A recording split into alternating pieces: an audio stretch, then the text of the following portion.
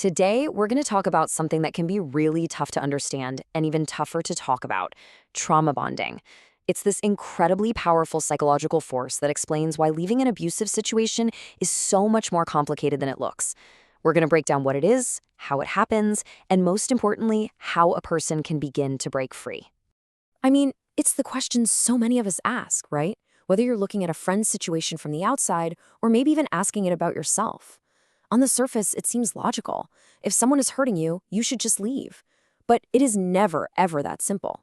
And the answer is often found in these powerful, invisible connections called trauma bonds.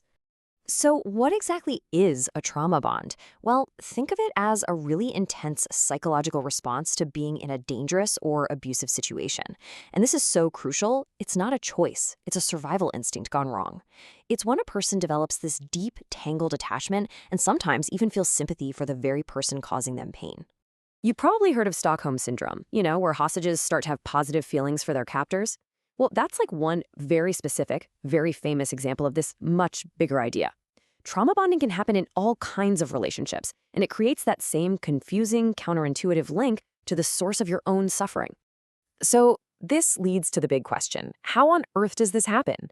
I mean, how does our own brain, which is supposed to protect us, end up creating a bond with someone who's a source of pain?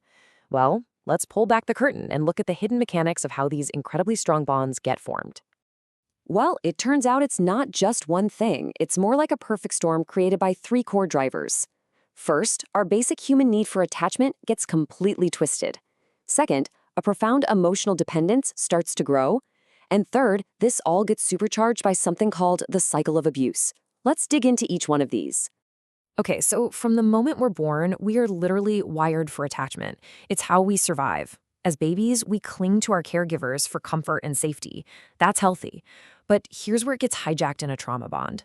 The abuser becomes both the source of fear and the only source of comfort. So when they cause pain, the person's instinct is to turn right back to them to soothe that pain. It creates this vicious, confusing loop that's incredibly hard to break. And from that twisted attachment, a really deep emotional dependence can grow. The abuser slowly becomes the center of their emotional world. For a child especially, this is devastating. Their mind might start to connect the abuse with love because it's all they know. To cope, they start to think this must be my fault because the alternative, that the person who's supposed to protect them is actually dangerous, is just too terrifying for a child's mind to handle. And this right here is the engine that keeps the whole thing running, this cycle of abuse. See, it's rarely just constant awfulness. There'll be an abusive incident, but then it's followed by this period of intense remorse from the abuser. They'll swear they'll change, they'll buy gifts, they'll be incredibly loving. This creates what's called a honeymoon phase. And that phase reinforces hope. And hope is a powerful, addictive thing. It keeps the person hooked, always thinking, maybe this time it will be different. So what are the conditions that create this perfect storm for a trauma bond to develop? Well, studies show it's usually a combination of these four things. There's a real threat of danger.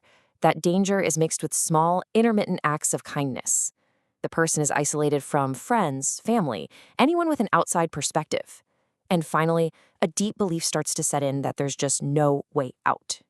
All right, so now we get how it happens. But what does a trauma bond actually sound like? What does it look like to the people on the outside? Spotting the signs can be tough because the logic behind it is so tangled. But maybe the biggest red flag is when you see someone defending the very person who is causing them harm. Just listen to this statement. It's my fault. I make them angry. That is the sound of self-blame. It's a really heartbreaking survival strategy, because if you can convince yourself that you're the problem, then you also hold the power to fix it, if you can just be better. It's a way to keep the idea alive that the abuser is still, at their core, a good person. Or how about this one? He's only like that because he loves me so much you wouldn't understand. Here, the abuse is actually being reframed as a sign of passionate love. But listen closely to that last part, you wouldn't understand. That's the sound of the walls going up. That's isolation in action, pushing away anyone who might be able to help. And finally, this one really shows you the depth of the bond. I will not leave him, he is the love of my life, you are just jealous. By this point, the loyalty to the abuser can be so absolute that anyone trying to intervene is seen as the enemy, as someone who's just jealous of what they have. It's an incredibly powerful defense mechanism. You can hear the pattern in those quotes, can't you? Someone caught in a trauma bond will often find themselves agreeing with the abuser's excuses, trying to cover up what's happening, and pushing back hard against friends and family who are just trying to help. And it all leads to this seemingly baffling refusal to even consider leaving. Understanding how all this works, being able to recognize the signs, that is a massive first step. But now we need to talk about the path forward. How do you start to untangle such a deep psychological bond? And by the way, if you find this kind of explainer valuable, if it helps you make sense of really complex things, please take a moment to subscribe to our channel. It helps us keep making more content just like this. The very first and maybe most important thing to grasp about healing is this. It is a process. It's not like flipping a switch, it's a journey, and honestly, it often feels like 2 steps forward, 1 step back. But the real message here, the one I want you to hear, is a message of hope. Recovery is absolutely 100% possible.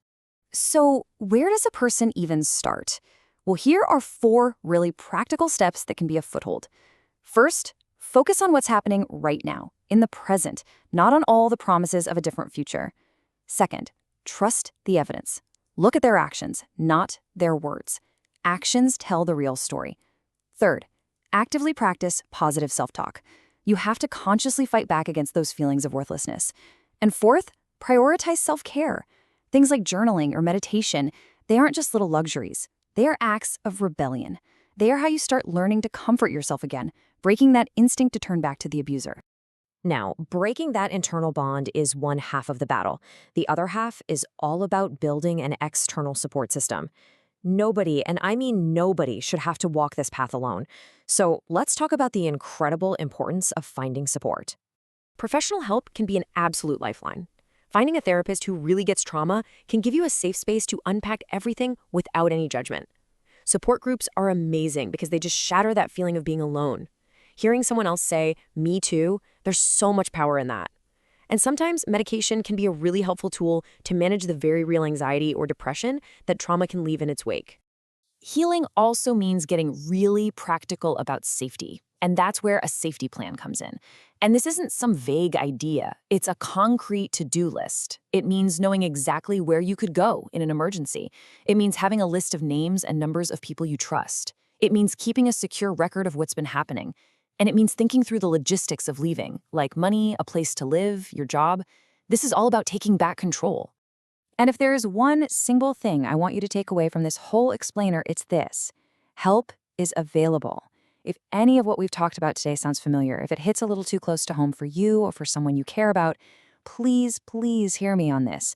You are not alone. There are people out there right now who understand and who are ready to help. And here is that information. I'm going to leave this up on the screen for a moment. The National Domestic Violence Hotline is available 24 hours a day, 7 days a week. Please take out your phone and take a picture of this slide. Save this information. You never know when you or someone you know might need it. It could literally change everything. And as we finish up, I want to leave you with a question. After digging into what makes a bond unhealthy, it's so important to think about the opposite. So take a moment and ask yourself, what does a healthy relationship, one that's built on real trust and respect and safety, what does that actually look and feel like to you?